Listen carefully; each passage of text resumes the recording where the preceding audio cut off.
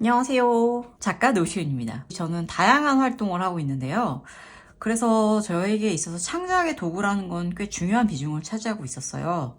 그래서 최근까지 저는 주로 저의 아이맥과 이 아이패드 프로를 통해서 굉장히 편리하게 작업을 했었어요. 이 워드 작업이라든지 혹은 심지어 이제 영상 작업을 할 때도 룸마 퓨전이나 아니면 블로 같은 또 캡컷 이런 다양한 프로그램을 이용해서 편하게 사용을 하고 있었지만 계속 한계를 느끼고 있었어요. 왜냐면 최근 들어서 제가 프리젠테이션, 즉 발표 자료를 만들거나 아니면은 그 어떠한 정리된 자료들을 협업할 때 쭉쭉쭉 이렇게 업체에게 돌려야 될 일들이 생겼는데 그때는 키노트 작업은 이 아이패드가 가지는 한계가 조금 있더라고요. 저의 데스크탑 컴퓨터 역시 벌써 이제 6년 차가 되어 가다 보니까 이렇게 작업들을 막 동영상 작업, 키노트 작업 이런 걸 하다 보면 조금 한계를 느끼는 것 같더라고요. 또한 제일 제가 아쉬웠던 부분 중에 하나가 휴대하면서 작업을 신속하게 처리할 수 있는 그런 거였어요. 그러다 보니까 약간 아이패드가 부족한 거예요. 왜냐면 아이패드는 휴대성도 당연히 좋고 다 좋지만 여기에선 저는 그림을 그리거나 이런 작업을 할 때는 정말 이게 완벽한 도구이지만 막상 키노트 작업을 하거나 그럴 때는 좀 약간 이게 부족한 거예요. 심지어 블로그 작업을 할 때도 아이패드 혹은 진짜 핸드폰보다는 저는 컴퓨터로 데스크탑, 아이맥을 사용하는 걸 더 좋아했었는데요. 그러다 보니까는 외부에 나가서 블로그 작업을 한다거나 혹은 아니면 다른 급한 서류 작업을 처리해야 할 때 어떠한 한계점이 많이 드러났던 게 바로 아이패드였어요. 그래서 결국에 저도 노트북을 하나 구매하기로 했습니다. 네, 저는 6년 동안 노트북 없이 생존해왔던 작가입니다. 이 맥북 에어는요, 일단 제가 제일 먼저 구매한 이유는 가볍기 때문이었어요. 이 가벼움이라는 게, 그래서 일부러 저는 13인치를 선택을 한 거였고요. 이제 이거 뜯으면은 교환 환불도 안 된다고 하는데, 예전에는 비닐 포장으로 되어 있었는데, 이제 환경 때문에 아무래도 이렇게 종이로 이렇게 뜯는 걸로 바뀐 것 같아요. 여기 뜯는 게 두 개가 있고요.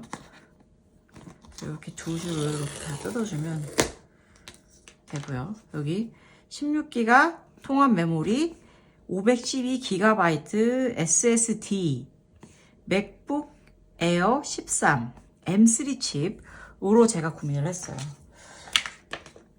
이렇게 한 이유를 차근차근 설명해 드릴게요. 먼저 안에 어떻게 생겼는지 보여드릴게요. 자, 이렇게 생겼네요.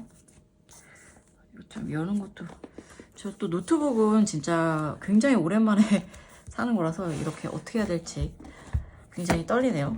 이게 노트북을 쓱 빼면 다 아시는 거 있죠? 이 케이블 충전 위한 선이랑 이거랑 같이 들어있고요. 여기 뭐 있지? 요거는 여기 이렇게 두 개가 들어있네요.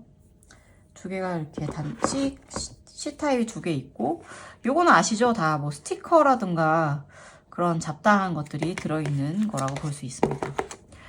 이쪽을 잠시 밀어놓고, 그리고 요거는 이렇게 해서 쓱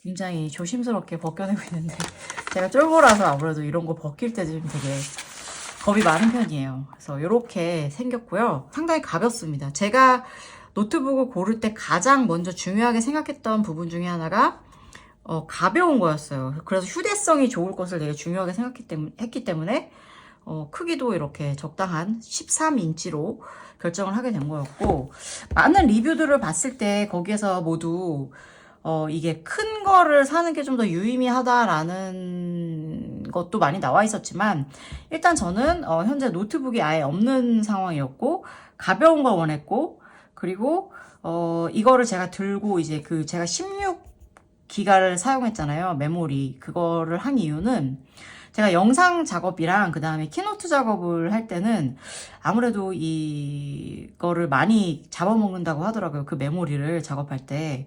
실제로 제가 지금 현재 제 아이맥이 8기가거든요. 근데 제가 원하는 작업을 하면 이제 점점 느려지기 시작하는 그런 현상을 제가 경험을 했어요. 그래서 이거를 좀 16 정도로 올릴 수밖에 없었고, 그 다음에 또 이제 512기가로 한 거는 다른 분들은 어떨지 모르겠지만 저는 항상 메모리가 늘 모자라는 사람 중에 하나라서 256은 도저히 버틸 수 없을 것이다. 특히 저는 영상 작업을 해야 되기 때문에 그래서 일부러 512기가를 선택을 했습니다.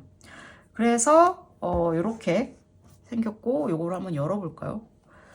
예, 참 노트북이라니.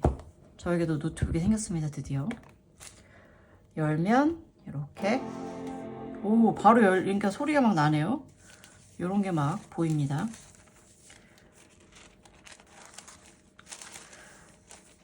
네, 헬로우, 저에게 인사하고 있습니다. 보이시나요? 그럼 어떤 사람들이 맥북 에어 M3가 탑재된 13인치를 구매하면 좋겠냐라고 제가 생각했을 때, 일단 영상 작업을 헤비하게 하시는 분이라던가 아니면 키노트 작업을 헤비하게 하시는 분들은 이거를 사용하면 안 돼요. 왜냐면 맥북 에어라는 것 자체가 무게 가벼움도 표현되어 있지만 작업의 경도도 표현이 되어 있다고 직원이 얘기를 해주더라고요. 그러니까 헤비한 작업을 하면 안 되는 거예요. 실제로 유튜버들이 이제 이거 성능 테스트 많이 하잖아요. 그걸 좀 찾아보시면 거기에 이제 막 영상을 레이어 6개, 7개 쌓고 이러면 이 컴퓨터 자체가 버벅이는 걸 보실 수가 있어요. 그래서 저는 그건 비추드리고 좀 이거를 가볍게 돌리고, 그리고 제가 가장 중요한 점을 준 게 휴대성이라고 그랬잖아요. 그래서 이 에어를 들고 항상 가볍게 이제 밖에 들고 다니시면서